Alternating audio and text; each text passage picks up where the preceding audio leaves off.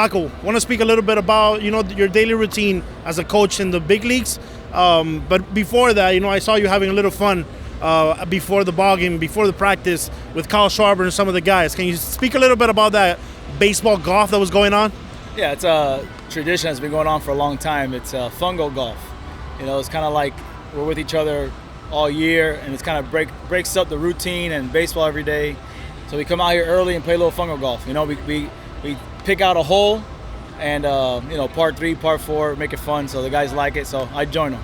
How important is it to break the routine and have a little fun in a season that's 162 games, and even further, like last year with you guys going to the World Series? Well, it's like a brotherhood. It's a culture. You know what I mean? I always talk about the person first and then the player. Getting to know the guys is huge. When you talk to any organization, any business, that has their workers, you got to get to know who they are. So this is something that we always preach here with the Phillies. But routine for us is huge. Talking about practice, fundamentals. If you have that balance, is huge, because then you get to know who they are, and the more you get to know them, the better you get to be able to help them in their career. And at the end of the day, we're trying to help their career. If you make them better and make our team better. Obviously, Paco, you have some history here in Miami and South Florida.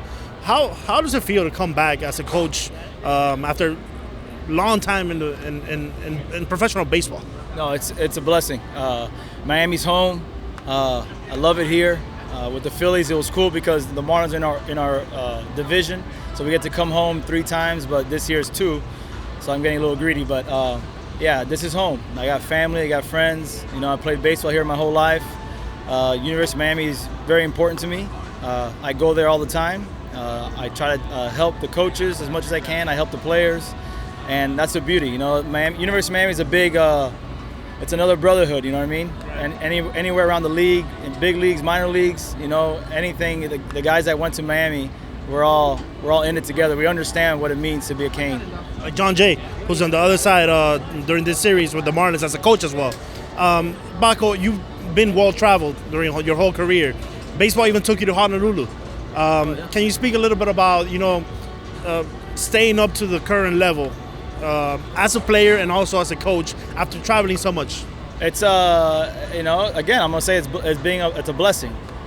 Being able to see different parts of the world, managing the Spain national team as well, being able to help anybody in all aspects of the game.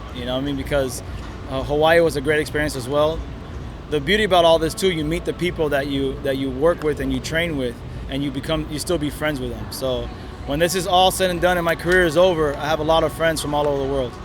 The 2003 Phillies, obviously coming off of that World Series. Talk a little bit about that experience, and then also what is it gonna take for the Phillies to hopefully in 2023 repeat the el gran logro, right? The amazing work to get back to competing at that high level. Well, we're lucky because we have a good mix of veteran guys with young guys. And it's very fortunate that we were able to experience that last year with the World Series, definitely for our younger guys, but even our veteran guys. So to understand what it means to playoff baseball, and every game matters, every pitch matters, and they know that. So we're going to continue that, continue that mindset going into the break and then having a good second half. You already spoke a little bit about but the importance of giving back to Obviously this year, JD Arteaga steps into the head coach role. Talk about the experience that you had with him as well, because I believe he coached you back in the days, right? His first year as a pitching coach, I was a player. Right. And JD is the most humble, hard worker. Talking about someone that bleeds orange and green. He's a perfect guy for the job. He's going to be great. He knows his fundamentals. He knows the game of baseball, and he also knows how to connect with players. So I think that's a big thing, that in the game of baseball, connecting with the players is big. And in that level, the guys are going to respect him. They're going to work hard for him, and I'm happy for JD. How do you feel about the Canes going the distance this season? Obviously, Omaha wasn't there, but the playoffs, we hosted the regionals, and the MLB Draft is coming up, and we have Yoyo Morales, who's loudly speaking about himself in the first round. Yeah, actually, I had the opportunity a couple years ago to work with Yoyo in the off season. I ran into him It's actually Jay's dad. He told me to come and see this kid. He's a great player. The sky's the limit for him. He's got talent. He's got work ethic. So I'm excited to see where he goes in the draft and his career. But then again, like University of Miami is a place to be. You know what I mean? If you see now, just recently they posted something of all the drafted players, and I think it's like the highest in all of NCAA college baseball, the amount of players that go there and get drafted. So it's a place to be. Hopefully we continue to get great players and we can show Miami and go back to Omaha. Paco, you were drafted twice, out of high school and then obviously with the Orioles, I believe it was, off of UM. Speaking about that feeling of, waiting for your name to be called, and what is Yoyo Morales, for example, or any of the other guys who are going to be lucky enough to be drafted this year, feeling at this moment right now, days before the draft? It's a dream. People that play this game, they want to be able to play in the major league level. And, I tell the guys, continue to enjoy the process. Enjoy it. Enjoy the work with your teammates. Because when you look back at it, I'm coaching now at the major league level, but all my best friends were in college. You know what I mean? So that experience is humongous. But like, for example, we have Bobby Dickerson. He has a son that plays for Southern Miss. He's a possibility going to the draft. It's one of the biggest moments in the kids' lives. You know what I mean? I was actually getting ready for our super regional when I got drafted. I found out I was taking ground balls in the infield, and they yelled out from the office, "Hey, Paco, you got drafted!" So it's amazing. It's nice afterwards. You spend time with your family, your friends, and it just shows you all the hard work that you've done to be able to get drafted. And then everything it takes after that draft, because that moment is like the highlight, right? But after that, it's a long battle to get to this level. Yeah, the game of baseball is going to test you. It's going to test you mentally, physically.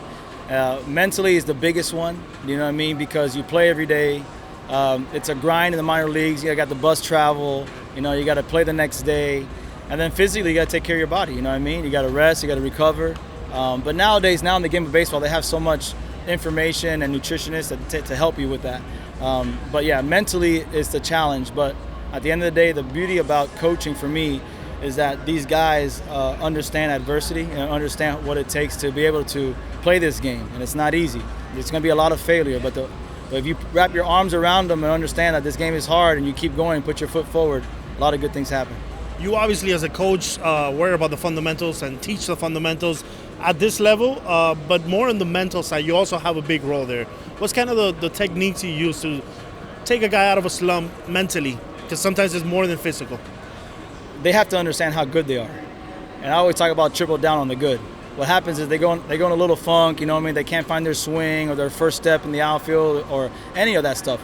You got to understand, like, you're a great player. You got drafted, you're in college, you're in the pro ball, you're in the major league level. You understand how to play this game. You're going to have some ups and downs. It's just a part of the game. The cliche of you fail 7 out of 10, you're still a Hall of Famer batting 300.